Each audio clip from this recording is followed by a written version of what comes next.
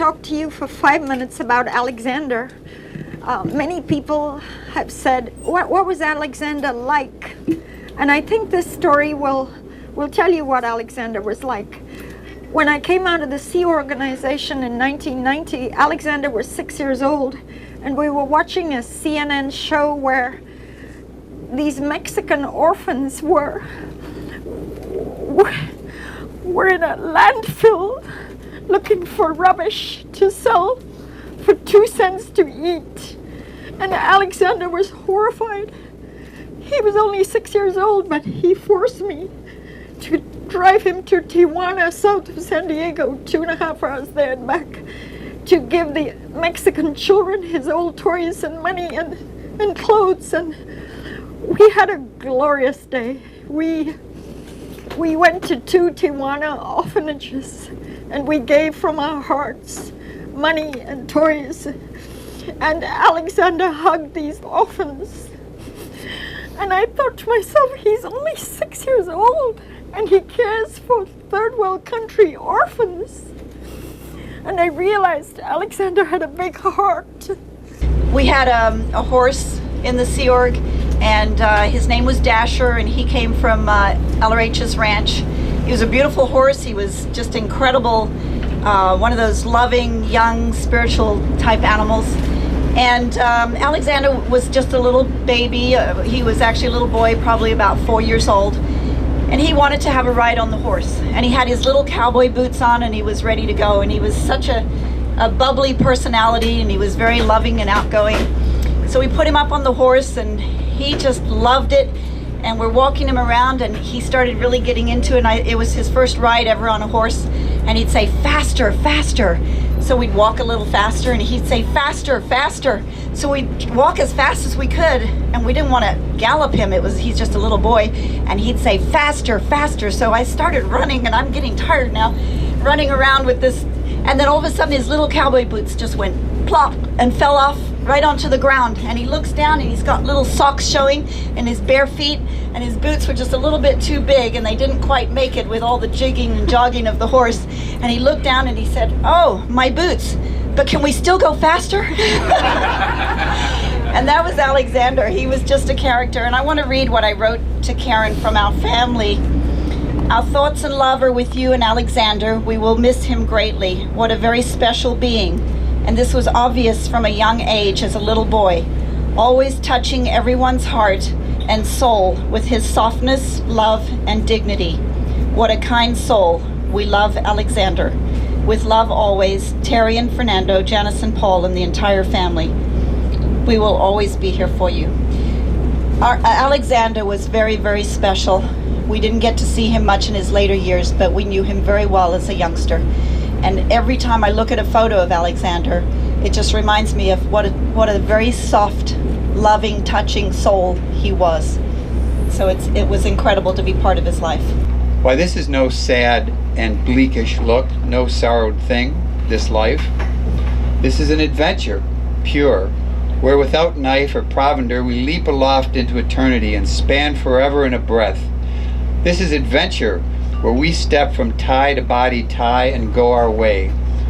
Our suffering is self-centered here, for we have lost in truth the smile, the touch, the skill and happiness we gained from Alexander, who gave to us from his past an ability to live and fare against the tides and storms of fate. It's true we've lost his shoulder up against the wheel, and lost as well his counsel and his strength, but lost them only for a while. He goes not with the dismal roll drum, but with a whisper like a fairy's sigh, to smooth the way for when we come. He'll be in some good future time and future place, his smile, his touch, his skill, invested there to make a way of life. True, we may not know him or her then, and only know his work, but still, if we send not ahead our vedettes into time, we would not have a race. And so, branched off from this genetic line into some new corner of new world, we've sent you, Alexander. And there'll be, we know it now, a smile, a touch, a happiness for us, and you could not find on earth. And so it turns, the day, the year, the age, and so we go with banners furled and quietly upon our way. But now we know, and now we'll find a way. Into the dark has come the light, into tomorrow enters night, into heaven go no more. Into life our spirits soar, conquering ever wisdom's store. We do not tremble faced with death, we know that living is not breath. Prevail. Go, Alexander, and take the life that offers now, and live in good expectancy that we will do our part. Go, Alexander, you can control that which you must. Our loss is gain in wisdom and in skill to future dates and other smiles. And so we send into the chain of all enduring time our heritage, our hope, our friend. Goodbye, Alexander. Your people thank you for having lived. Earth is better for your having lived. Men, women, and children are alive today because you lived. We thank you for coming to us. We do not contest your right to go away. Your debts are paid. This chapter of thy life is shut. Go now, dear Alexander, and live once more in happier times and places. Thank you, Alexander. And now, here lift up your eyes and say to him, goodbye. Goodbye.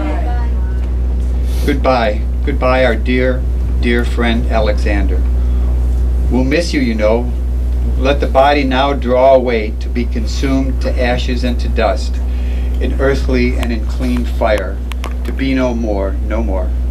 And that is done. Come, friends. He is all right, and he is gone.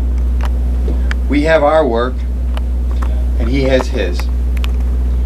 He will be welcome here to man. We're about to drink a toast to Alexander, but before we do that, Karen wanted me to tell you that she has been deluged with presents from around the world. And this is just one example. It reads, Karen, in England, during times of tragedy, we drink tea. Our deepest sorrow for your loss, lots of love, and this is a basket of tea. And she also tells me that Winston Churchill said that during the time of the Blitz. So we're not going to drink tea, we're going to drink champagne. So I raise your glasses up high to Alexander. Alexander. And to his courageous mom. One more time. Thank you.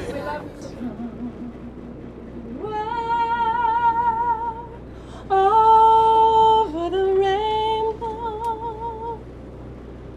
way up high,